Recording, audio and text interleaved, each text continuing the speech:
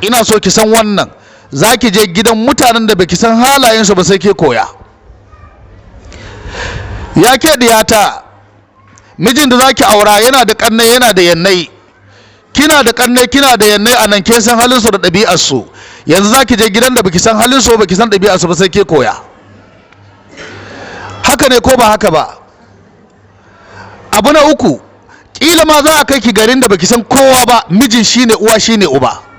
Allah sarki, za ga an ɗauke mace daga nan a kai ta Maiduguri, ba ta da uwa ba ta da uba, mijin ne in ya rike ta amana ya rike, in bai rike ba shikenan wahala ta samu. Ila ba ta da kuɗin motar dawowa. Aure ba inda bai kai ɗiya mace, ba inda aure bai kai ɗiya mace. Sai ya ɗauke ki daga garin ku yayi tafiya kilomita 12,000 a kai ki a ajiye. In za ki zo gida dole sai ke yi shekaru masu yawa, sai ke rade kina adashe kafin ki samu kuɗin motar zuwa gida. Wasun ku da annan, wasu sun fito daga Sokoto ne, wasu daga Kebbi, wasu Zamfara, wasu Kano, mijin suna nan, aure ya kawo su, uwayen suna can. Daɗi kike ci, wahala kike sha, me kike ciki, Allah shi ya sani. Kuma wata duk abin da take sha wallahi ba ta gaya wa kowa, ta dai barwa Allah abin da ke samunta. Masu wahala Allah ya raba su da wahala. Ta ce saboda haka ya ke diyata, ina so ki kiyaye abubuwa guda 10 ya zama abun ajiya, abun jere a cikin ɗakinki. Abubuwa guda 10 ki yi jerin su a ɗakinki. Ta ce na ɗaya da na biyu, ina so ku ji wasiyar ga da kyau da uwar tabbaɗiyarta.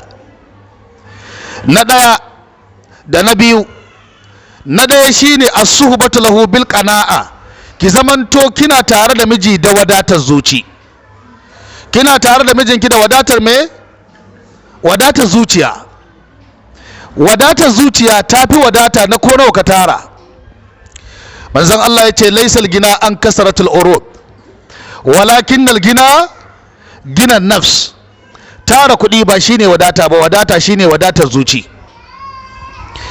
Abinda ake ne da wadatar zuci, gwargwadon abinda mai gida ya kawo shi aka samu, to Allah ya sa mishi albarka. Allah ya sa mishi albarka. Shi yasa ku yi haƙuri in faɗi wata magana, na san ba za ta wa waɗansu ku daɗi ba. Akwai wasu ƙabilu a nan ƙasarmu Najeriya, dakkarawa da dakarkari da dukkawa, kowa yana son ya aure su. Kowa, ina gaya muku wannan magana sarahatan, kowa na son ya aure su, saboda duk wanda yake tare da su in ka zauna da shi abinda zai gaya maka, ƙabilu ne waɗanda ba su cika kushe ma abinda mai gida ya kawo ba. Mutane ne masu gode ma abinda aka kawo, kuma ko ba daɗi za su ci haka nan su yi haƙuri. Ba ina gaya muku magana saboda wani dalili ba, ni ban aure da badakara ko ɗaya ko ba dukke, ba aure ko ɗaya ba, ban san nan gaba ko abinda Allah zai yi ba, amma wannan shine gaskiyar magana. Annabi Ibrahim alaihi salatu wassalam yana da ɗa Ishaqa, yana kuma da ɗa Isma'il. Lokacin da babansa ya kore shi, an ɗauke shi an kaɗa shi wuta. Ina so ku fahimci magana nan da kyau. Abinda uwar ta fara gaya wa diyarta, ki zan mai wadatar zuci, abinda aka samu ki gode gwargwadon abinda aka samu. Wallahi tallahi wannan shine ɗabi'un kwarai, shine halin kwarai, kuma shine mace ta kwarai. Duk matar da ba ta godewa, wallahi zaman ka da ita sai dai ita zama. Annabi Ibrahim yana da 'ya'ya guda 2, ɗansa Isma'il wanda amaryar shi ta haifa, Allah ya bashi umarni ya ɗauke matar. In ba don ya ci karatunmu da yawa ba da na baku labarin ga, wallahi yana da muhimmanci.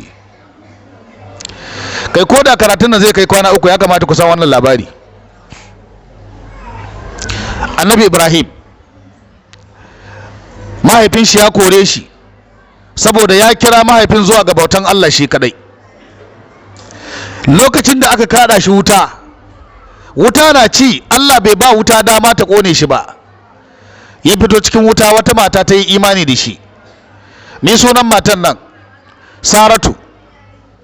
Ta yi imani da Annabi Ibrahim, ita ma ta yi hijira ta bar gidansu, ta bi Annabi Ibrahim, ta bar iyayenta, ta bar danginta, ta bar kowa, ta bi Annabi Ibrahim saboda addini. A wancan lokaci ya halatta ya rike ta a matsayin mata kuma ya rike ta matsayin matar shi. Suka koma birnin Sham suka zauna suna nan tare. Wani sarki, wato wannan matan Saratu babu wata mata a garin ko a ƙasar da ta yi kyawunta. Malamai suna ganin ma ita ce ta ɗauko hannu ko ƙafa ta mahaifiyar kowa da kowa Hawwa'u matar annabi Adam, saboda har yanzu babu ɗiya ƙwara ɗaya da ta haɗa kyawo da Allah ya baiwa matar annabi Adam. Mace ba ta zama cikakkiyar mace mai cikakken kyau sai ta haɗa abubuwa guda 9, ba zan faɗa muku shi ba, amma dai sai ta haɗa abubuwa guda 9 cip sannan ta zama kyakkyawar mace. Duk wanda ka kalla za ga akwai kaza akwai kaza akwai kaza, an samu nawa cikin 9 saura nawa? To babu 6. wata sai ga ta hada wajen 5 ba saura, wata ta hada 7 ba saura, wata 3 ta samu, wata guda, wata ko guda babu. To wannan matan ta cika mace, duk abin da ake bukata ga diya mace ta hada. Abin mamaki, sarkin gari yayi ta kokari yayi fasikanci da matan. Allah ta'ala ya taimake ta saboda tana aure da annabin Allah, annabi Ibrahim.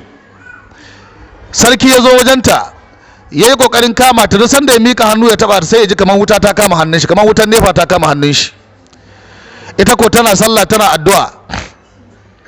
Sarki ya tsorata sai ya kira annabi Ibrahim ya ce, ya kake da wannan matan? Ya ce yar uwata ce. Ya ce to shikenan. Sai ya kira bayi, kun san da sarki in ya biyo nan makera, duk yariyar da aka gani bakin titi suna kallon sarki, da ya hango wata ta ba sha sai ya ce a kama waccan, ko da yawaye shikenan ta zama gidan sarki. Sai ga gidan sarki akwai 'yan mata sun kai 200, sai wanda ya ga dama zai kwanta da ita. Sarautar da aka yi kenan da ta gargajiya. Abin mamaki, sai sarki ya ce a kama wata yarinya, sai aka kama wata yarinya sunanta Hajara. Sai ya ce ya baiwa wannan yarinya matan Ibrahim, ya ba wannan yarinya matan Ibrahim ta tafi da ita. Da suka je bayan sun kama hanya, an kai ta wani guri an aje da ita da matan Ibrahim. Ibrahim na tare da su. Yanzu yar aiki ce ga matan Ibrahim, tunda ita aka ba Ibrahim aka ba. Suna nan tare shekara 10, shekara 20, shekara 30, shekara 400, shekara 50, shekara 60 ba haihuwa, shekara 70 ba haihuwa. Kai, sai Ibrahim ya fara addu'a, yana roƙon Allah, ya ubangiji kakka banni haka nan, Allah ka bani ƴaƴan da za su gaje ni. Sai Allah ya turo mala'iku guda 10 su je su gaya ma annabi Ibrahim Allah zai bashi ɗa. In an zo a gaya mashi Allah zai bashi haihuwa. Mala'ikun nan wani aiki za su je, amma kafin nan sai aka ba wannan yarinyar, wato mai wa matan annabi Ibrahim aiki. Sai matarsa kafin wanga abu ya faru ta ce, Ibrahim ya ce na'am, mun zauna da ni da kai shekaru da yawa ba mu haihu ba, amma wannan yarinyar ta fi ni yaranta kuma boyata ce, don haka na baka ita a matsayin mata, ka ci gaba da kwanciya da ita ko Allah zai ba mu haihuwa. Ba kowace mace za ta yi wannan ba, ba kowace za ta yi wannan ba. Kishi kumallon mata, Allah ya shirye ku. Ku bari za mu karanta muku wani labari da muka je wajen kishi, abin da ya shahi nau'in kishi wajen guda 10, amma ba yau ba. Kun san abin da ya faru? Annabi Ibrahim ya fara kwanciya da wannan mata sai ga ciki ya samu. Sai wannan ta farko, matar shi ta farko Saratu, sai ta ji bata ji daɗi ba. Shi ko Allah in kayi mai alkhairi sai ya rama maka. Yanzu yarinyar nan saboda mai tabaro gidansu, wadda ta biyo Ibrahim, saboda mai tabaro gida, ban ji ba, saboda addini ta biyo shi, ta yi hankuri da duk abin da za ta iya gani. Don haka na ranta ya ɓaci, bata ji daɗi ba, ga shi kishiyarta ta samu ciki. Ta dai ta yi ta haɗewa, yarinya nan ta zo ta haifi ɗa, aka samu ɗan nan abin nan Ismail. Matan nan tana nan cikin damuwa, sai dai Allah madaukakin sarki ya wahayi ga annabi Ibrahim, a gaya ma Ibrahim wannan matan ta biyu ya ɗauke ta ya kai ta inda ɗakin Ka'aba yake. ɗakin Kaaba lokacin da aka yi ruwan dufa na lokacin annabi Nuhu an kalle ɗakin, babu ɗakin, alamar ɗakin kenan kawai wani katon ice ya fita wurin yayi katuwar inuwa. Kuma tafiya tsakanin birnin Sham zuwa ɗakin Kaaba ko a jirgin sama sai kun yi awoyi. Allah ya wa Ibrahim wahayi ya kai wannan yarinya can ya ajiye. Wallahi imani yayi wallahi. Ibrahima yarinya da sabon haihuwa da ɗanyen goyo ya ce mata shirya su je. Ta ce ina za mu? ya ce ta ya za mu yi. Ya ce ma uwar gida ki jira har mu dawo.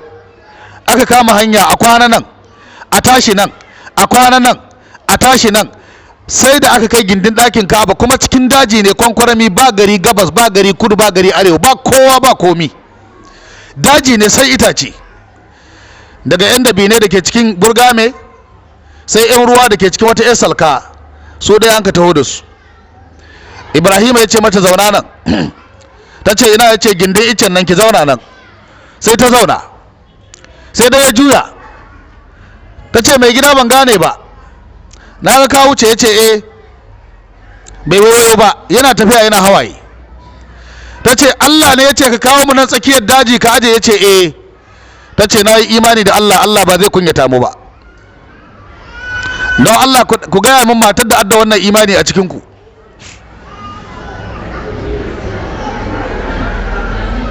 Akwai ko babu? Babu.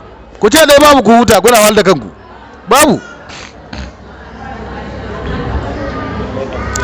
Tana zaune da ɗanyen goyo jariri, kura ta zo ta sunsune su ta wuce, zaki ya taho ya sunsune su ya wuce, biri sai su zo su kewaye su ana kallo, a gaji da kallo a wuce. Tana nan zaune, kuma Allah ya cire mata tsoro a cikin zuciya.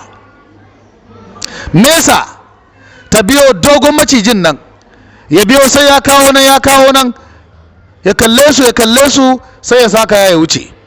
Nan take kwana, nan take wuni gindin iccen nan. Ibrahim ya wuce, tuntun ya wuce, yana can yana tafiya komawa gida. Allah mai iko. Kai ku ce Allahu akbar. Matan nan tana nan zaune, amma da zai wuce yayi wata addu'a mai ban tausayi. Yace rabbi inni askantu min zurriyyati biwadin ghairi zi zar'in inda baytikal muharram. Rabbana inni askantu min zurriyyati biwadin ghairi zi zar'in inda baytikal muharram. To saboda me? Rabbana liyuqimus salah. Yana da bukata? Faj'al af'idatan minan nasi tahwi ilayhim warzuqhum minath thamarati la'allahum yashkurun. Yace ya ubangiji inni askantu min zurriyyati biwadin ghairi zi zar'in inda baitikal muharram. Ya Allah ga dana. Jama'a ku ji maganan nan, dan farko da Ibrahim ya fara samu ga amaryarsa da amaryar da dan suna tsakiyar daji inda ba kowa sai Allah. Ya juya zai koma sai yana wannan addu'a, yace ya ubangiji ga dana da matata na aje cikin daji wurin ɗakin ka mai alfarma, babu abinci, ba ruwa, ba kowa, ba komai. Ya Allah na yi wannan ne don ɗaya su tsaye da sallah, ka ce a kawo su a aje, na hankura na kawo su na aji. Amma roƙona ya ubangiji, yana roƙo yana kuka, ya ce ya ubangiji mutanen nan mutum bai iya zama ba kowa. Matan nan ita kadai ce, jaririn nan bai san komi ba, bai san abin da ake yi ba, uwa ta ɗaya sani, in ya ji wa ya mata kuka. Ya ubangiji ina koka maka, Allah kawo musu mutane abokan zama, Allah kakka ba su kadai.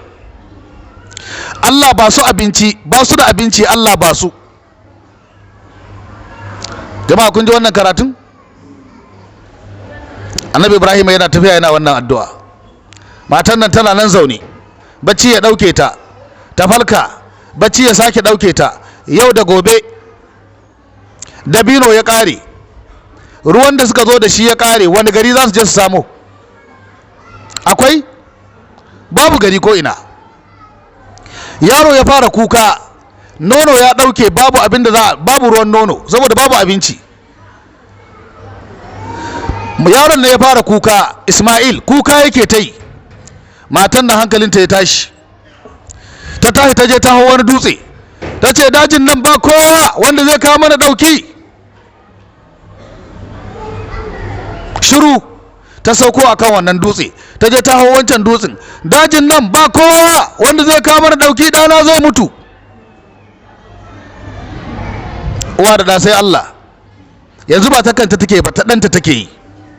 Ta sauko daga wannan dutsen, ta sake komawa ta hau wancan, ya ku jama'a akwai wanda addajin nan wanda ya biyo, ɗana zai mutu, muna neman ɗauki da taimako. Shiru. Ta sauko ta je ta hau wancan dutsen kuma, ta sake ta sauko ta dawo kan wannan dutsen, kowane dutse sai ta hau shi so 7. Ta hau na ƙarshe dutsen, wato dutse na ƙarshe, ko da ta waiga ɗanta yana shure-shure shi ma ya fara ɗaukar rai. Yana shurawa da duddugen shi ya bugi ƙasa haka, sai dai ruwa ya ɓallo wurin ta. Allah sarkin tausayi. Ta dawo da gudu, ta tallabi ɗanta, ta ba shi ruwan, ita ma ta sha ruwan, sai ta je gindin ice ta zauna, sai ta ji ta yi gashi, ta ƙoshi, ba yunwa ba ƙishirwa. An jima ta ji yunwa, ta sha ruwan, ɗan ya sha, ba yunwa ba ƙishirwa, kuma jikinta ya canza, ta sake sabuwar ƙiba, mulla ƙiba take yi, mulmul, jikinta subul kaman kulba. Abin ya ɗaure mata da kai, to wannan ruwa wani irin ruwa ne? Tana nan zaune, sai ga fatake, addu'ar Ibrahim, sai ga 'yan kasuwa sun fito daga wani ƙasa, sai suka biyo nan dajin, Allah ya keɓo suka biyo nan dajin, sun kawo saitin inda matan take da ɗan. Sai shugaban tafiya ya ce mu tsaya nan mu kwana, mu tsaya nan dajin mu kwana. Aka tsaya nan, gari ya waye, ana so a yi abinci, ba isasshen ruwa. To ɗabi'a ta matafiya wanda ya saba da tafiya ƙwararre, yana lura da inda tsuntsaye suke yawo, lura da tsuntsayen zai fassara mai cewa akwai ruwa dajin. Sai suka ga tsuntsaye na safa da marwa saitin inda matan take, sai aka ware wasu mutane, aka ce kai ku je can inda ita tsuntsayen nan ku nemo, muna ganin akwai ruwa wurin. Suka zo, suna nan suna tafiya, sun kawo gindin iccen, ga ruwa kam, amma fa ga wata mata zaune wurin da ɗanɗanta. Sai guda ya ce aljana ce, guda ya ce to ko dai ma aljana ce, ai muna yin roƙo ta ba mu ruwa, ba dai ruwa ya kawo mu ba. Saboda ɗan adam bai zuwa nan dajin gai zo ya zauna in dai ba mahaukaci ba ne, ko mahaukaci bai zuwa nan. Iya tunaninsu ɗan adam bai iya zuwa wurin, kuma matar annabi Ibrahim ce, shi ya kai ta da hannun shi. Sai guda ya ce kai boyar Allah, don Allah muna neman taimako, don Allah ruwan ga muke so a yan mana. Ta ce ruwa? Suka ce, ta ce ku zo ku ɗiba mana. Suka cika kakkayensu duka, suka ɗauka suka koma cikin ayari. Wanda ke jin yunwa kafin a gama abinci, duk wanda ya sha ruwa sai ya ji a ƙoshi. Sai tunaninsu ya zo kan ruwan, wannan ruwa wani irin ruwa ne in an sha shi a ƙoshi? Kai, sai shugaban tafiya ya ce abinda za a yi, mu je wurin matan, da mu da kowa, sun kai mutum 100 nawa. Aka bulalo gaba ɗaya, sai aka zo aka zagaye wurin, matan na can tsakiya gindin iccen. Addu'ar da Ibrahim ya yi, Allah ka kawo musu mutane da za su ɗebe musu kewa, ta karɓi ko bata karɓi ba? Yaushe za su tashi? Suka ce su kan ba maganar tashi ba, dindindin, dan da matansu da maza da mata ne, shikenan an yi zama na dindindin. Shine asalin garin Makka da kuke ji. Allah ya sa kuna fahimta na. Wannan ruwan da kuke ji shine asalin ruwan Zanzan da kuke ji. Wannan duwatsun da matan ta hau nan ta sauko nan shine Safa da Marwa da ake yi, duk wanda ya je Makka sai yayi wannan aikin. Ita ce asalin wanda ya fara Safa da Marwa. Mun yi wani quiz a makaranta na wata rana, muka ce muna so mata su faɗa mana abin da suka fi maza da shi, darajojin da Allah ya ba su. Muka ce maza su faɗi darajojin da Allah ya ba su. Wani ya tashi ya ce Allah bai taɓa aiko mace cikin annabawa ba. Muka ce yes. Muka yi, kun ga ya ci maki ko? Qur'ani ya tabbatar. Wata yariya ta tashi ta ce Allah madaukakin sarki ya kaddara mu ne za mu fara koyar da Safa da Marwa a duniya, kuma sanadiyyar mu aka samu ruwan Zanzan. Wani ya ce ƙarya kike? Ni ce wallahi da gaskiyarta haka abin yake. Mata suka fara Safa da Marwa, haka hadisi ya tabbata a Bukhari. Abin da ya sa ni kawo wannan labarin, yaron nan dan gidan Isma'il, dan gidan Ibrahim, Isma'il da ke hannun matan, haka ya tashi a cikin waɗannan mutanen, ya girma, aka auren mishi mata a nan cikinsu. Ibrahim zai dako gari daga garinsu, daga inda yake tare da waccan matan, ya zo wurin wannan mata. Tahowa na farko yaron ya yi aure, ko da ya zo bai cimma yaron gida ba, ya cimma matar yaron a gida a gidansu. Sai bayan ya gama da matarsa zai wuce ya zo gidan ɗan, ya tambayi matar ina mijinki. Ta ce yana daji don mafarauci ne, farauta yake. Ina mijinki? Ta ce ya wuce daji nemo abinci. Ya ce to ya rayuwarku take? Ta ce rayuwa sai a hankali, matsaloli na yau daban na gobe daban, matsaloli kullum ba mu samun isasshen abin da muke bukata. Kun ji abin da ya ne ta faɗa? Sai Ibrahim ya ce to masha Allah, Allah ya taimaka. Idan ya dawo ki ce na ce kofan gidan shi bai yi saiti ba, ki ce ni babansa na ce ya gyara kofar gidansa. Shikenan uban ya wuce ya kama hanya, ya wuni yana tafiya, ya kwana, dare ya yi sai ga yaron ya dawo.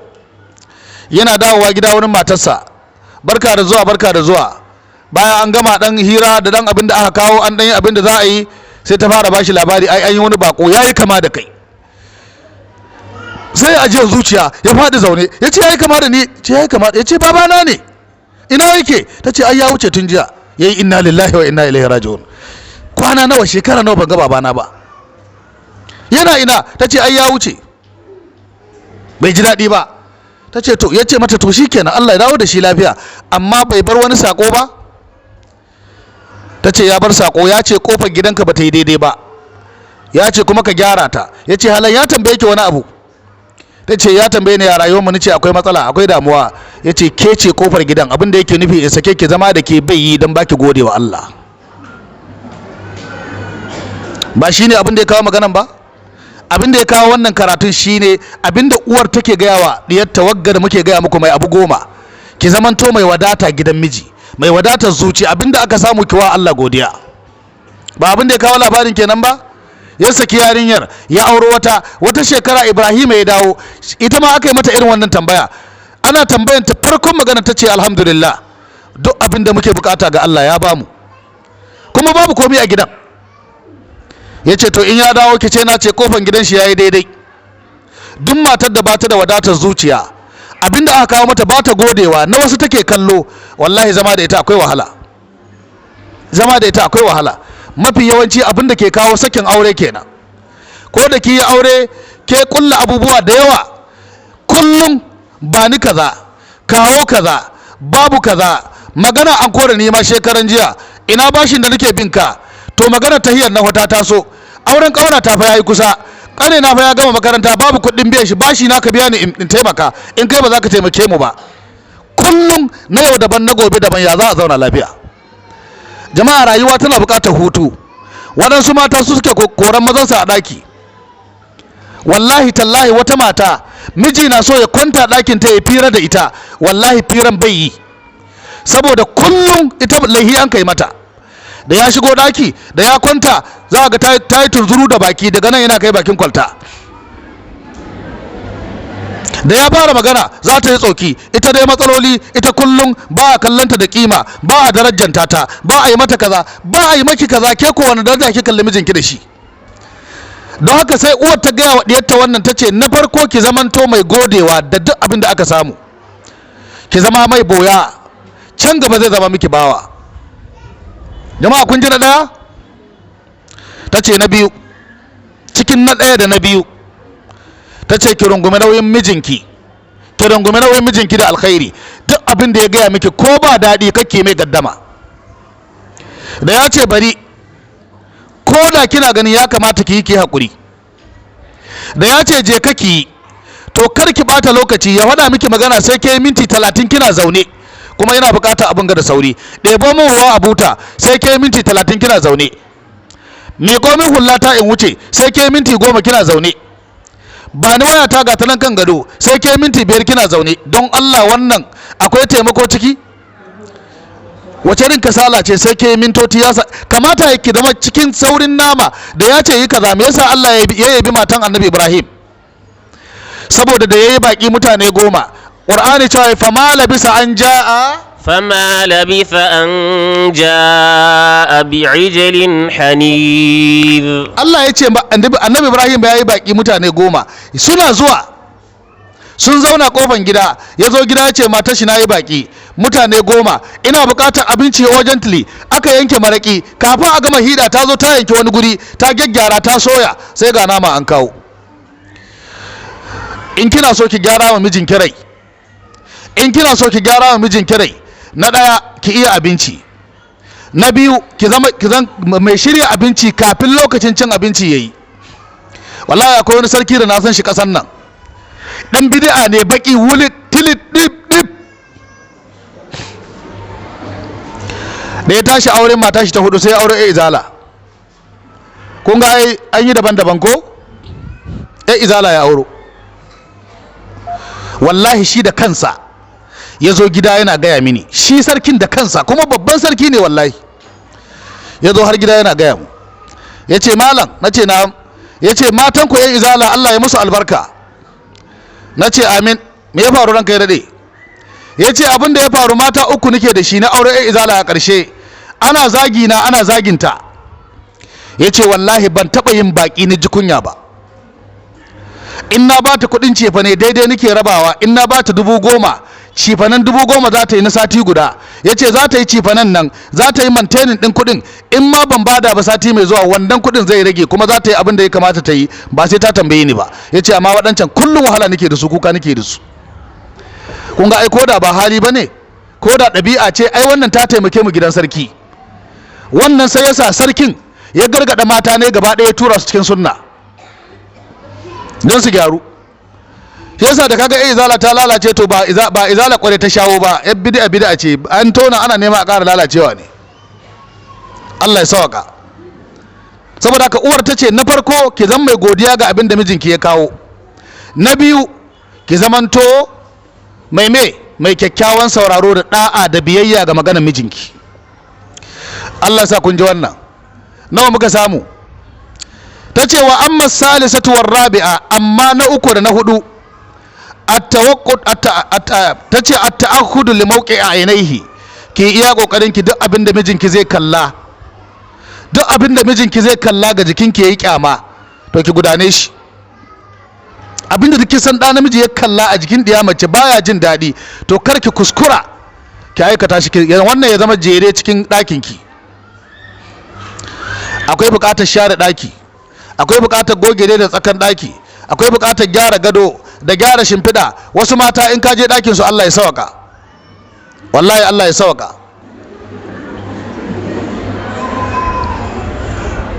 Ɗanta na farko da ɗanta na biyu da na 3 nan suke fitsari, nan suke fitsari. Wallahi da ka kunna kai ɗakin wata dole sai ka nemi hankaci ko face mask ka rufe hancinka ga wari ya halaka ka. Kuma wai nan take son miji ya zo ya kwanta. Akwai wata mata da na santa, wallahi na san matan, ina gaya muku gaskiyar magana, matan nan ta yi haihuwa farko, mijinta da ya shigo ɗaki da ya ga tsumma bisa gado to ya san an yi kashi wurin. Wallahi tallahi billahi haka abin yake faruwa. Da ya ga tsumma akan gadon shi ya san ko kashi ko fitsari a wurin, sai dai in zai kwanta ya tsallake shi. Wato in yaro ya fitsari da ta sa tsumma ta dan goge sai ta aza tsumma wurin. Ana gaya mai sayin bot cewa in ka ga tsumma kashi ne ko fitsari kanka kwanta. Mai gyara gado ta fesa turare a aje hilalla a jera kamar jiya aka kawo ta, kwana 4-5 a ɗauke gado daga wanga gehe a mai da shi na a dan gyara mai style. Don Allah da waccan da wannan wa ka fi shawa? To kuma za ta ce ba kai mata adalci ba, ka ci amanarta. Ai rayuwa Allah ya gina ta ne ga abin da take so. Da haka uwar ta ce ki zamanto duk abin da mijinki zai gani bai ji daɗi ba ki kauce mashi. Yaro ya yi kashi a fo, an bar shi a kofar ɗaki, kashi abin kallo ne? Ke cire majina a hanci, ke shahe kofar ɗaki, majina abin kallo ce? Kina jinin al'ada, ɗan tsumma da ake sawa an aje shi cikin ɗaki ya zo ya ga jini, wannan shi ma wani abin kallo ne? Abubuwan da bai kamata ya gani ba ya kamata ki kawar da idon shi wajen mana, ya kamata ki kawar da idon shi. Amma ke kullun kazama kike, gaba ɗaya cikin kazanta kike. Da haka uwar ta ce ki zamanto mai tsafta. Ta ce abu na 4, duk abin da ke san in mijinki ya shaƙa ya ji ƙanshin abin ba zai ji daɗi ba to ki bar shi. Ku lura da wani abu, turare da Allah ya sami ƙanshi, turaren da Allah zai ji daɗin shi ba dole in ji daɗin shi ba. Ban san ko kun gane ba. to ki kokari in ke fesa turaren fasho yau miji ya shigo ki ga ya kwanci ale babu matsala to yana son turaren sai ke ma kina son shi ko to sai a ci gaba da fesawa. Gobe kesa turare mai gidan katako babban madarar mai tsadar na 10,000 nan ke fesa shi ya shigo daki ya ce kap amma turaren ga yana hawan kai. Me ma na wannan magana? Yawwa to kake koma sashi ai kama kaunarki ki ce ta sa shi ma in bai so ki gaya mata in bai so ayi gaba da shi. Amma haka da zaka to ni shi nika so ni ina son abina. Kaje wani sakarci ni fa ne aje ki daki na ne matata kike kuma sai ki sa abin da ban so tunda kina so sai ni a hankura. Babu dadi in kwanta haka nan don Allah akwai wata ko babu? Ki kawar da shi mana a sa wani wata saboda wauta dinki ma in ta kai yace bai son irin wannan sai kai ta ce to ni iri ne nika so kuma ni abina babu mai hana ni yin abina. To wa za ki wa adon? Ya ce bai son irin shi in kesa kina ganin zaki burge shi ne? Ai ba za ki burge shi ba kai son aka yi mace ta yi abin da za ta burge mijinta. Ban san ko an gane ba. Ta ce to wannan shine abu na nawa? Abu na 4 an yi na 1 ta gaya mata na 2 ta faɗi na 3 ta faɗi na 4 sai ta ce wa ammal khamisatu was sadisa amma na 5 da na 6 uwar ta ce fattafaqqud li waqti da'amihi tun kafin ya dawo gida duk inda ya je ki tabbata ya cimma abinci. Jama'a mun gane? Duk inda ya je kafin ya zo gida ki tabbata ya cimma abinci an haɗe yake kawai ci dai zai. Na nawa kenan?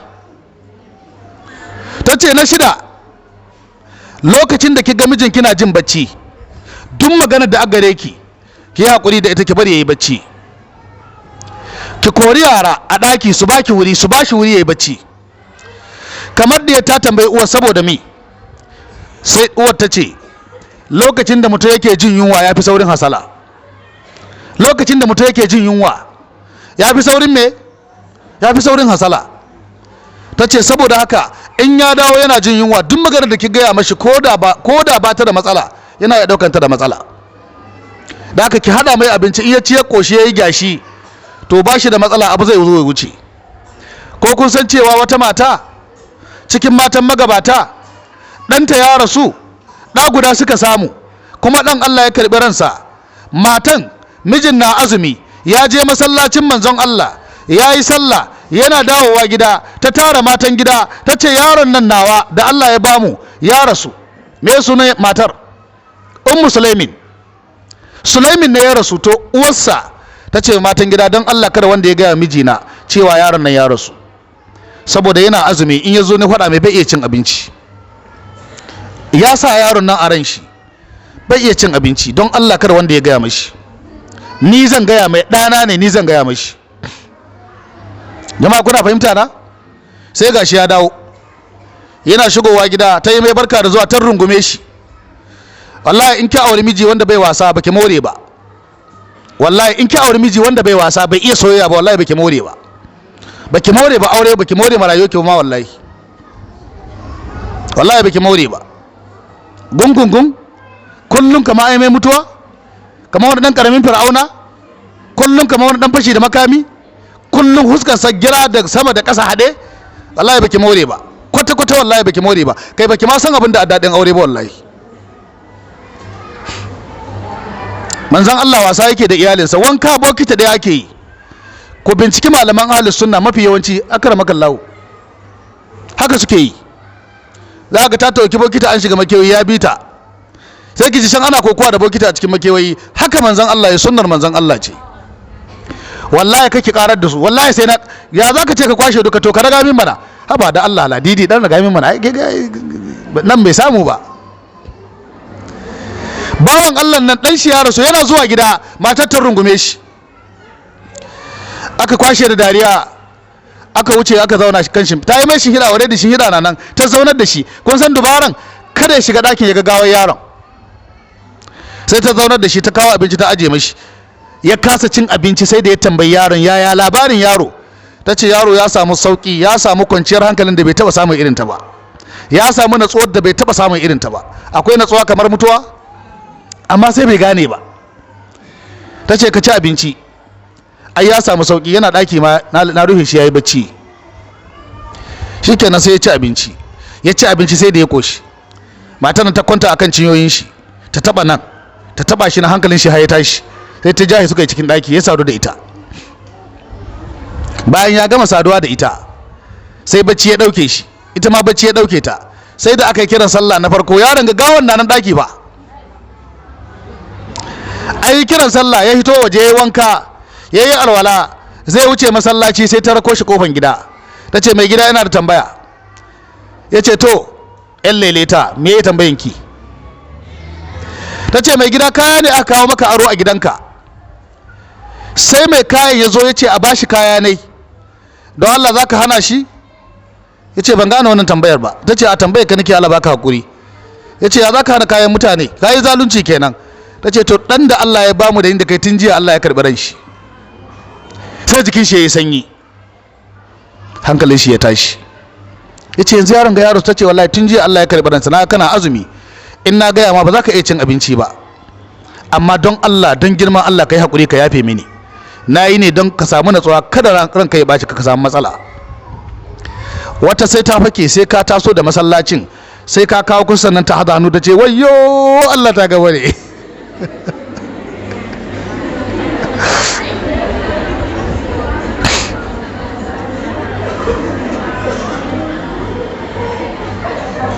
Wallahi wata ba sai ka dawo ba. Kun ga yayin wannan waya, kana masallaci za ka ga falashin kyar, sai ka kira ya an kai yar tanko, ta ce na ga ya fara ajiyar zuciya, akwai matsala, dawo.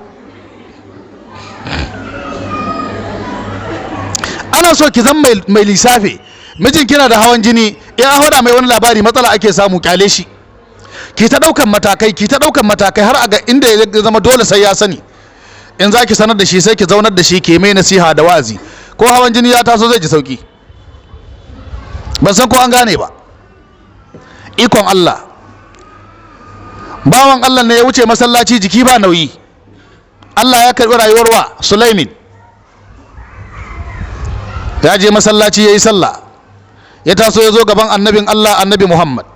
Ya ce ya Rasulullahi, mata na jiya, yaro na jiya Allah ya karbi ran shi tun jiya, amma kaji abinda mata na ta yi bata gaya min ba sai yanzu da safe. Manzon Allah sallallahu alaihi wasallam ya ce Allah ya mata albarka, saduwar da kuka yi jiya da daddare Allah ya wa wannan saduwa albarka, Allah ya ba ku ɗa nagari da zai tallafa maku. Ashe ciki ya shiga. Aka zo aka yi jana'izar yaron nan, bayan an gama, ciki na nan na girma, ta zo ta haifi wani yaro, yaron tana haihuwar shi aka tallabe shi aka kai manzon Allah. Yaron nan sai da ya haifi alarammomi guda 7 mahaddata littafin Allah. Haihuwa ta yi albarka ko bata yi ba? To haka ake so ki zamanto mai kulawa da duk lokacin da mijinki yake so yi bacci, kar ki takura shi. Ke san wata sai miji ya kwanta, ya gaji, ya biyo hanyar kwanta gora zuwa makera,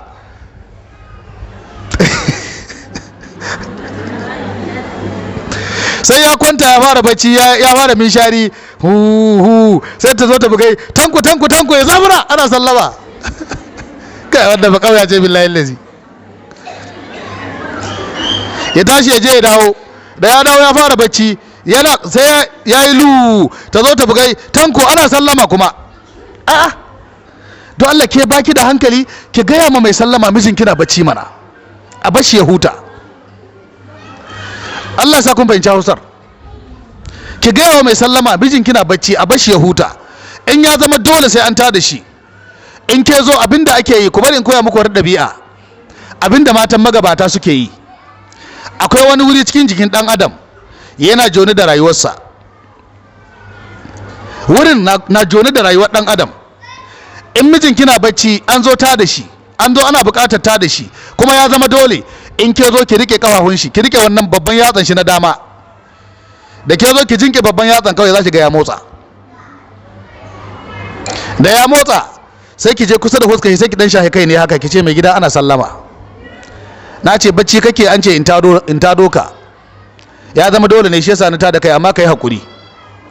Za ki ga ya tashi cikin jin daɗi, baki mai laifi ba.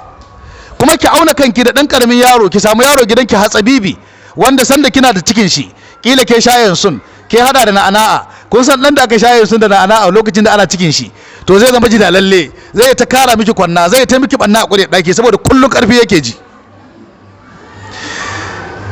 To ke haifi irin wannan yaron sai ke fara bacci ya tsallako ki ya tsallake can ya koma ya tsallako nan ya tsallako ya fada miki, ki ce ai miki waje da shi, ai waje da shi ya dawo, ki kwanta sai ya tai can inda kila kina da taso shi irin jerin nan da sai ya kamo su ruguzo su fado mai ya fashe da kuka.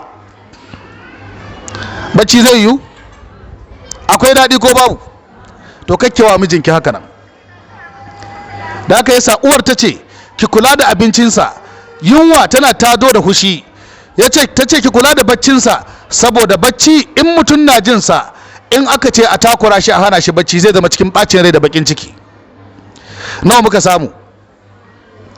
Na'am? Amma sabi'atu was samina, ta ce amma na 7 da na 8, ta ce fal iktifazu bi malihi wal ir'a'u ala khashmihi wa iyalihi. Ku ji maganar dattijiyan nan, Allah ya saka mata da alkhairi. Ta ce na 7 ki kula da dukiyar mai gida, kake zama almubazzira. Dukiyar mai gida duk abin da ya aje kake bata, karki zama bannaciya a gidan mijinki. Ka san wata duk abin da ka aje ba shi da daraja wajenta in dai ba nata bane, wallahi bai da daraja. In ka kawo caza ɗakin ta kone, in duk wanda ya zo aro ta miƙa mashi, waya kama in ba a yi sa'a ba kila za ta iba wani aro, amma ta tana nan cikin pos, tana nan cikin pos. Takalmanka in ka aje ƙulen ɗaki sai ta ɗauko ta kawo waje ta aza bisa kwano, rana ta kashe shi. Mana ba kayan ta nan tana can tasa cikin abin da ake sarka takalma, naka kuma a waje yake, komi ma zai faru ya faru. Ta ce to ki kula da dukiyar mijinki, wal ir'a'u ala khashmihi, ki kula da babansa, ki kula da mahaifiyarsa, da duk wani wanda ki ga mijinki na girmamawa ki girmama shi, zai ja miki girma da daraja ga mijinki. Jama'a kun ji wannan karatun?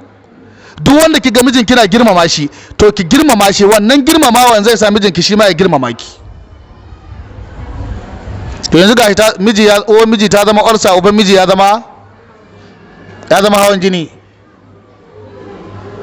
Ta ce wa iyalihi, sannan ina gaya maki idan ke je gidan kicin mai da wasu 'ya'ya, ba 'ya'yanki bane, ba ke ki haife su ba, to ki rungume su hannu biyu kamar ke ki haife su, ɗiyanki ne. Ko uwarsu ba ta so, ke uwarsu kike, tunda ke auri ubansu. Jama'a mun gane? Kada uwar ta yi miki laifi ki sauke haushi ga ɗiyan, ke zalunce su. Ɗabi'a ce ta ku mata, ɗabi'a ku ce. Ana tare gida guda, uwa ta yi miki wani abu, ranki ya ɓaci, amma akan ɗiyan za ki sauki. Don Allah ɗan na ya yi maki, ba ki ci amanar shi ba, ke ci amanar shi. Kamata ya yi kirama ga uwar mana in na ramawa ne. Wani malami mai wa'azi yana ba da labarin wasu mata, ya ce yana so don Allah ya gaya mashi, da mata da maza suwa suka fi kishi. Aka ce maza sun fi kishi, amma kishin mata na cuta ne da zalunci. In ka kasa kishin mata 10, kashi 9.7 da rabi zalunci ke cike da cin amana. Aka ce mai saboda me, ya liso abubuwa guda 10. Me ma'anan mai ruwa? Wani mutum ne yake da mata 2, matan nan sun haihu gare shi, matan nan sun hayayyafa, kowa na da 'ya'ya da uwa. Sai ya auro amarya, ya kawo amarya, yarinya ce. Sai ya ce ma yaran gidan ba ruwa, amma akwai famfo kofar gida inda ake ɗebo ruwa can waje. Sai ya ce ma yaran, ku ɗauki abin ɗiban ruwa ku ciccika ma uwayenku abin me ake ce mashi, randunansu. Idan aka ce su cika ma uwayensu, har da amarya ta shiga ko ba ta ciki. Bayan ya wuce sai uwar gidan ta kira ɗiyanta ta ce ku cika min nawa, ku cika min nawa, kar ku cika na kowa, ku cika min nawa. Mai bin uwar gida ta kira ɗiyanta ita ba, ta ce ku cika min nawa, kar ku cika na kowa. Waye kowa din? Amarya ce kowa, ka a cika nata. Kun san wannan zaluncin wallahi kun iya shi hakun gaji. yaran uwar gida suka cika na uwar gida, yaran amarya suka cika na amarya, kowa aje kwano suka taye su. Aka bar amarya ba ruwa ko na alwala. Ta dauko buta lokacin sallah yayi, ta zo kofar uwar gida. Kun ga ai ta yi kokari wallahi. Ta zo kofar gida, uwar gida na ganin tace lafiya, tace a ruwa nake son diba na alwala, tace ko kadan karo ki taba min ruwa, kake kuskura ki taba min ruwa. Shikenan sai ta juya ta je wurin ta biyu, ita ma tace kake taba min ruwa. Tace to Allah ba ku hankuri. Sai ta zo kofar ta sai ta jitta turmi, sai ta hau turmi ta kira makauciyarta tace don Allah ya mata ruwan alwala. Ta mika buta aka yi mata, ta yi alwala, ta yi sallah. La'asar ta yi, ta sake mika buta aka ɗebo mata ruwan alwala gidan makauta, ta yi alwala, ta yi sallah. Magariba ta yi, ta sake mika buta, ta yi alwala, ta yi sallah. Kafin isha'i ta yi sai ga mai gida ya dawo. Yana dawowa, waccan matar da ake roƙon ruwa gidanta sai ta kewayo da ta ji magana ta shigo, ta gaisa da shi, barka da zuwa, ta ce ka ji tsoron Allah, bai kamata a ce ka fita ka bar amaryarka cikin ƙaurin ruwa ba ta ruwa ba sai ta roƙi ruwan alwala. Ya ce to haka an ka yi, ba na ce yaran su cicika mata, su cicika mana, su cicika abubuwan ga wacin daga ruwa kusa da gida. Matan suna ji, kowa ya yi mui. Ya ce ba matsala, Allah ya kyauta. Ya ɗan ɗauki buta, ya ɗan ɗebo, tun da shi ba, kun ga ba su ya hana shi. Aka ɗebo aka kawo, ya ɗan ɗebo aka kawo, dai aka ɗaya malaji da su sahi, sai ya cire rigarsa, sai ya je wurin famfon na ya jido ruwa, ya cika ma amarya, ya cika ma amarya karhunanta gaba ɗaya da randunanta. Bayan ya cika, sai ya kira uwar gidan da mai bin uwar gida, sai ya ce musu ku sa 'ya'yanku su ɗebo muku ruwa, su sa muku randunanku. Ita amarya na ɗebo mata nata. Sai ya wuce. Yana wucewa sai uwar gida ta ce ai ruwan da ya ɗebo bisa kai ne ya kawo, muna da haƙƙi a kansu, kuma ba wanda ya sai hana mu taɓa ruwan nan wallahi. Uwar gida ta ɗauko kayan wanki ta kawo ƙofa amarya, mai bin uwar gida ita ma ta kwaso ta kawo ƙofa amarya. Aka kwashe ruwan amarya, tana kallo tunda yariya ce karama bayar ta iya. Aka kwashe ruwan duka, su wasu sa 'ya'yan sun cika musu nasu, amma wai ruwan miji da ya ɗebo ne, suna da haƙƙi, don haka kai ya ci amanarsu. Da shi da su in ma cin amana ne ya fara yi. Haka kuke yi, kuma sai ku ce ba a yi muku adalci ba. Yanzu inda da yake ce ta yi aure, don Allah kina so a yi mata haka? Amma gashi kuna wa wasu. Bawan Allah nan ko da ya dawo ɗakin amarya yake, ya rido buta ya ɗibi ruwa, ya buɗe randa ba ruwa, ya ce a lafiya, ina ruwa? Ta ce su antine suka zo suka kwashe ruwan suka yi aiki da su. To me yasa baki ce komi ba? Ta ce a to ya zan ce komi, na isa?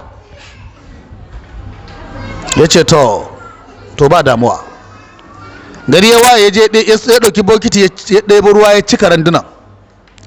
Da ya cika sai ya kira su, ya kira uwar gidan, ya kira mai bin uwar gida, ya ce abin da ya sa ni kira ku, jiya na kawo ruwa kun bata, kun ga ruwan nan? Suka ce eh. Ya ce wadda take so ta zauna lafiya, wadda take so ta zauna lafiya to kar ta taɓa ruwan nan, wadda kuma ka san ta ga mugu abu ta ɗauko makanta buhun bala'i, to bismillah.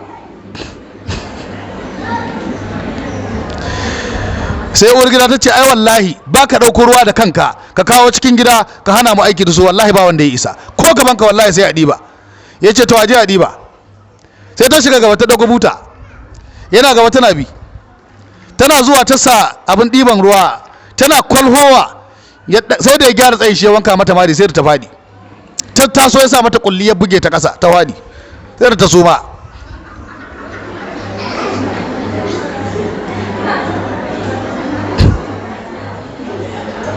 Ya ce zai wuce, an tashe ta tana ɗan sumali, gida ya cika. Shi ba ruwan shi da kowa, duk mai surutu ya zo ya surutu, saboda wallahi tallahi wasu mata in ba irin wannan mataki ka ɗauka ba, mata ka ba ta zauna lafiya, kuma ba su yadda a waɗe su haka. Ya ce zan wuce, ke amarya ina gaya maki, da harara da ƙyacci da ɗagume da ɗan duk wanda in na zo ki faɗa min. Kawai sai ya wuce. ita ya dawo shiru. Ko da ya dawo da sassafe zai fita, akwai sauran ruwan jiya. Uwar gida ta ce maɗiyanta a je a duba, a zubar da ruwa a wanke wurin, a cika mata kayanta da ruwa. Wadda ya yi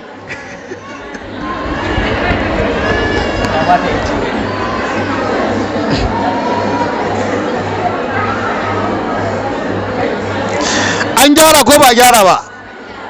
Mata zuma ne sai da wuta, haka ake muku a zauna lafiya. Wallahi wani gida in ka ga ana rigima, in ka je ita ta kulle sharri, amma kana zuwa za ka yi ta ce ai wallahi in dai zalunci ne ka sa gaba sai Allah ya saka mini, kuma ita ce azzaluma. Ita ce azzaluma. In Allah da zan karanta muku su 10 ne, sai su 11 ne ma. Za ku ji iri abubuwa daban-daban da kuke shiryawa a gidajenku. Matan nan ta ce ki girmama iyalan mai gida, ɗa ko ba naki bane ki mutunta shi, ɗanki ne. Jama'a mun gane? Ta ce saboda kulawa da dukiyar mai gida da kulawa da dangi shi yana sa ki samu daraja ga dangi da 'yan uwansa. Ta ce amma abu na 9 da na 10, kada ki tona asirin mijinki. Jama'a kun fahimce ni?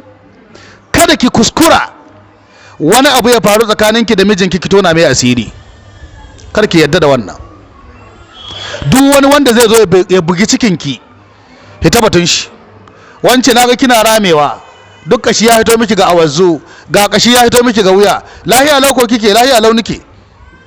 Anya wance lahiya lau kike? Wannan tambaya ce ta munafukai fa. Ki ce lafiya lau nake, me ki gani halan? Naga duk ya rame, ki ce to ai lokaci ne. Dole ne sai na yi kiba? Ke me yasa kin rame? Me yasa biki kiban ba? Munafuka. Wato ki ce yunwa nake fama da shi gidan mijin, to ƙarya kike, komai ana bani. Sai ki bani wuri, munafuka Allah. Yanzu kina ganin jikinta yayi sanyi. Wallahi hanya ce ta munafuci. Ta ce saboda haka karki tona mijinki asiri, karki saba al'amarin mijinki. In ki tona mai asiri ba za ki amince ma makircinsa ba. In kin wulakanta shi ko zai rama wadda za ki dade kina jinta a rayuwa. Allah sa kun gane wannan. Abu nawa kenan? Abu 10. Wai wani ne ya je kasuwa, gidan shi kullun shinkafa ake ci. Da ya je kasuwa, kamar na taɓa baku labarin, ya je kasuwa zai dawo, ya ga buhun dawa ana saidawa, ya sawo sai kawo matar shi. Yana kawowa gida mai baro na bin shi a baya. Kun san abin da matan ta ce? Wai mi zai yi da dawa? Ya aje wasu jakuna ne da zai kawo dawa? Sai ran shi ya ɓaci bai ce komi ba, sai ya kyale. Da sassafe ya yi wanka zai fita, ya nemo wani mai baro aka ɗora dawar, sai aka bi sai gidansu. Ya je ya kai dawa can gidan uwayenta. Ko da ya je, uban babu abinci, ga matsaloli kaza da kaza. Ko da ya je, uban na tunanin ina zai je rance. Ana sallama ya fito, ya ce dawa ce ni kawo ma baba. Uban ya kushe da kuka, yana ta yabon shi, Allah ya maka albarka dan da, Allah ya saka ma da alkhairi, gidan gaba mu da komi da zamu girka, ga dawa buhu guda, Allah ya biya ka, Allah ya maka albarka. Ashe ana samun sulki irin haka. Wane ne wace ce? Aka tura buhun dawa aka shiga da shi gida. Ya koma, bayan ya dawo gida da 'yan kwanuka, ta ce tana son ta je ta ga gida. Da ta je gida ta tambaye shi kafin ta je gidan, wai dawa da ka kawo shekaran jiya ina ka kai ta? yace wasu jakuna na kai ma. Su waye jakunan? Wata da ubanta. Wato girman kai da jin kai yana sa Allah ya wulakanta ka. Ina ne take cin shinkafa? Ina ne take cin shinkafa? Ina take samun nama? Ina take samun kyakkyawan kulawa? Can gidansu can ta san inda ta baro, amma nan sai ta yi maka rashin kunya, wai ita shedaniya ce. To idan ka sake ta koma, ba dawa za a je a ci tare da ita ba? Amma wai wasu jakuna zai kai ma dawa don tare na mutane. Ɗabi'a ce taku. Lokaci guda bayan ta je gida ta dawo, uban ya yabe shi. Ta dawo tana tambaye shi, ashe dawar da ka abin garan nan gidanmu ka kai, uwaye na su ne jakuna. Ya ce to abin da ki jawo kenan. Da a ce ma ke gode, ke faɗi kalmomi masu kyau, sai in faɗa miki masu kyau, amma na kawo miki dawa, in baki ci kice baki iya cin dawa. khalas ina iya kawo duk abin da zaki iya ci tunda ina son ki. Amma wai jakuna ka aje za ka kawo musu dawa su ci? Kun ji abubuwa guda 10 da uwar tabba diyarta ajiya in ta je ta sa su a daki. Ta ce ga na gyara na 11. Duk lokacin da ki ga mijin kina cikin bakin ciki to kar ki farin ciki. Duk lokacin da mijin kike neman wani abu a cikin daki ta yashi nema. Kun san akwai mata wawaye. Bai ga waya tai ba. Ya duba bai ga waya tai ba. Ladidi ba ji ganin na aje waya ta ba to ai ka zama wani battali ko ina yeso haka Allah da ya kyauta sai ta yi ta. Kaje wani sakarci. Waya ya zama wani battal ko ina yeso ake sai ta wuce kawai ta cigaba da harkar ta. Yanzu wannan waya da bai gani ba ta dame ta. Akwai bacin rai cikin kana neman abu ba gani ba ko babu. Amma ta faɗi kalmomi marasa kyau kuma ta wuce. Ta ce kakki kuskura kewa mijinki haka nan da ke ga yana neman wani abu hito a nema tare da ke ruwa jallo. Ta ce sannan duk sanda ke ga mijinki na farin ciki ga ko menene ko kina cikin bakin ciki aje bakin cikin ta yashi farin ciki. Ta ce wannan zai taimaki rayuwarki ke zauna lafiya a gidan miji. Allah ya sa kun gane wannan. To waɗannan su ne ababe guda 10 wasiyar da wannan uwa ta yi madiyarta. To sai mu dawo kan tarbiyya da muke magana akai. Kuma ga takarda an bani ta saki 3. Ko akwai gyara? Ya ce saki 3 ba gyara. To shikenan yanzu kila darasin zai zama guda 3. In mun dawo gobe sai mu dawo kan tarbiyya din. Digo ɗaya muka yi. Shine ki gyara kanki, shi ma mijin ya gyara kanshi. In an riga an yi aure da alace. In ba a yi ba to kafin a yi shiri mai kyau. In ma wani abu ya gudana a baya ki tuba shi ma ya yi mai ya tuba. Sai Allah ya sa muku albarka a cikin rayuwa. Muna roƙon Allah ya mana gafara. Abinda muka wadi ya zama daidai Allah ya ba mu lada. Kuskure da muka samu Allah ya yafe mana. Muna roƙon Allah madaukakin sarki ya sa albarka cikin waɗannan darussa da muke gabatarwa. Idan Allah ya kai mu gobe ma dora daga inda muka kwana insha Allah. Na'am.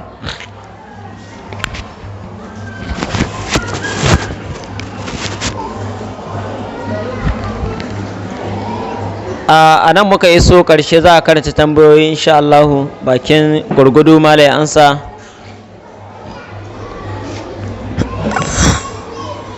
Tambaya na farko ke cewa assalamu alaikum malam. Garin hulba rabin cokali za a amfani da shi ko ku cokalin ne gaba ɗai idan wurin shan shi? To ai ban san ko wace matsala bace balle in san cokali za a sha ko rabi. Hulba tana da amfani wurare da yawa.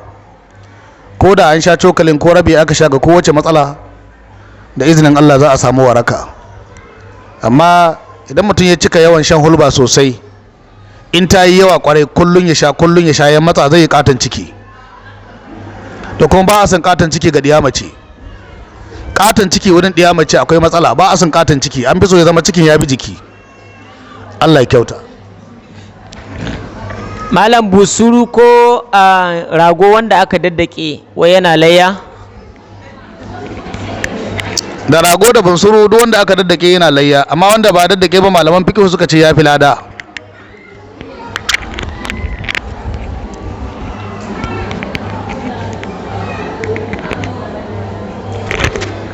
Mai tambaya ta gaba ke cewa assalamu alaikum malam.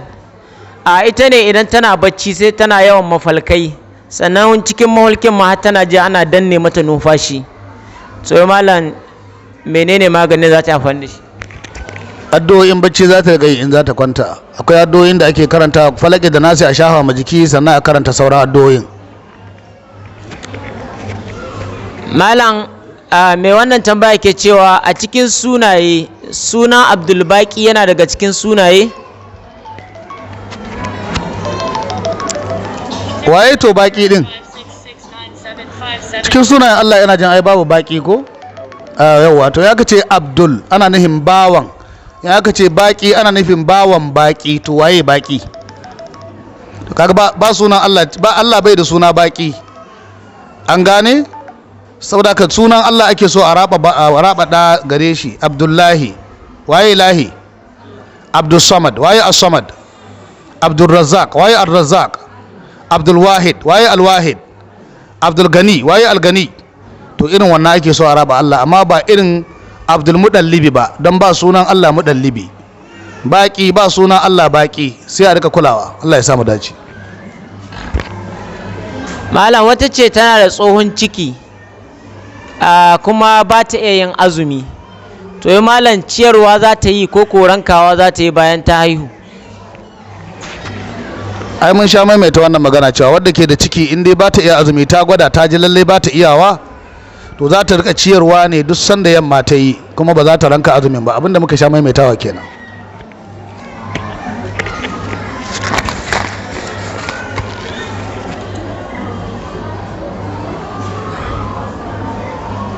Malam wata take tambaya cewa ta haihu, ta kai tsawon wata 3 da haihuwa, amma zuwa kuma wani lokaci jini na zo mata, amma bai hana ta duk abin da take yi, to yi malam yaya ibadanta?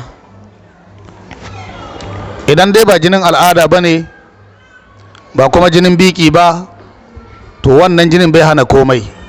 Amma dai akwai matsala ƙwarar gaske a ce mai gidanki ya same ki a cikin jini, zaman ma bai daɗi. Yau da gobe matuƙar dai ba wata ƙarfin soyayya akwai mai ƙarfi ba.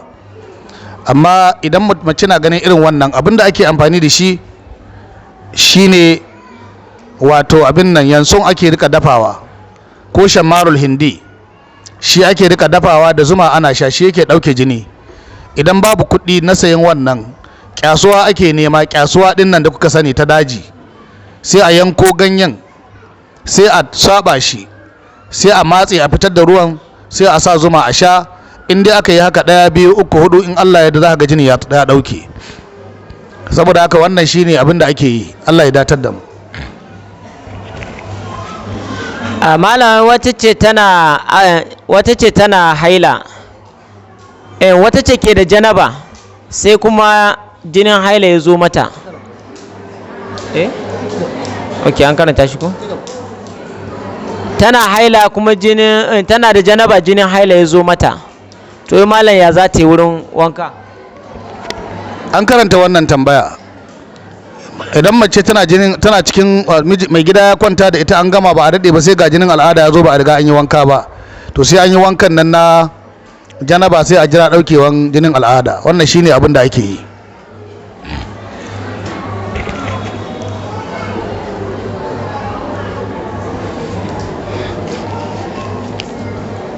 Malam wannan ke cewa da ciwon ciki, da ciwon mara, da ciwon hannu, to malam wani magani zai amfani da shi? Ciwon ciki dai kullum in ba a manta ba, na ce a nemi zaitun, a yi garin shi, a dafa, a sa gishiri, a rika sha. Wannan shi yake maganin ciwon ciki kowane kala. In dai ba gwaiwar ciki kike da shi ba, ko haniya ko makamancin wannan. Ciwon mara kuma na gaya muku yana da bambance-bambance da yawa. Akwai wanda suke da fibroid, akwai wanda suke da toilet infection, akwai wanda suke da aljanu na aljanu ne, akwai wanda kuma ɗabi'a ce, duk sanda za su yi jinin al'ada sai an samu wannan matsalan. To wannan ba iya gane menene matsala. In kina so ki magance kowane kala ne, to sai an kashe kuɗi da yawa. Dole alal akalla a kashe 8,000. Da kun ga ba kowa ke da 8,000 ba yanzu. Amma in dai wannan damuwar haka ba a santa ba, ya kamata a nemi wanda suka san maganin su yi miki bayani, ki musu bayani, za su gane wani kala ne, shi zai kawo saukin maganin. Amma duk da wannan bayanin, in na shaidanu ne, dole sai an kashe kuɗi. Allah ya kiyaye. A tambaya ta kusa ga ƙarshe ke cewa malam ina hukuncin matar da ta je makarantar da ake koyon da ɗiyanta ta ci ma malamin su mutunci sanadiyar ya bugi ɗanta? Wannan na daga cikin abin da muka yi ta magana a kai. Mafi yawancin mutane ba su san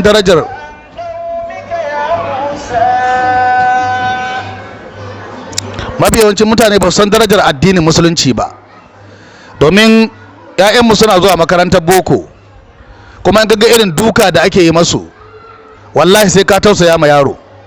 Wani lokaci belatin ga da mata suke nika da shi na karamin injimin nan, wallahi shi ake sawa, sai an daga, sai an ƙara tsawo a lauta ma ɗanki, ya dawo bayan shi ya yi bodallai. Amma baki cewa komi, tun da wannan karatu ana iya zama ciyaman da shi, ana iya zama kansila da shi, daga nan ana iya daga zama gwamna, ana iya zama shugaban kasa, ana iya samun duniya da shi. Shi ko wanga karatun addini ne, don haka da an tabo danki zaki tashi ki kai hari har a makaranta ki ce ma malam mutunci. Kuma ni kan ina ba da shawara, duk malamin da aka je har makaranta aka ci mutuncin shi akan ya bugi yaro, ya sallami yaron kawai a kai shi wata makaranta. Kawai wannan yaron a bashi takarda a sallamai, wannan shine kawai zaman lafiya. Allah ya kiyaye.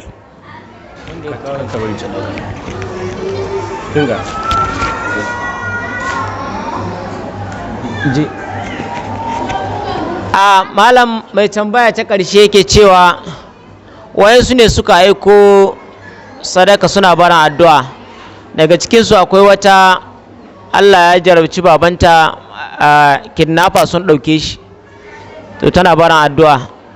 Assalamu alaikum. Allah madaukakin sarki ya dawo da shi, kuma masu bukatu Allah ya biya mana bukatunmu na alkhairi. Allahumma rabbana atina fid dunya hasanatan wa fil akhirati hasanatan wa qina azaban nar. Allahumma rabbana la tu'akhidhna in nasina aw akhtana ghufranaka rabbana ilaykal masir wa tub alaina ya maulana innaka antat tawwabur rahim. Subhana rabbika rabbil izzati amma yasifun wa salamun alal mursalin walhamdulillahi rabbil alamin. Afwan, akwai wadda ta yadda kuɗi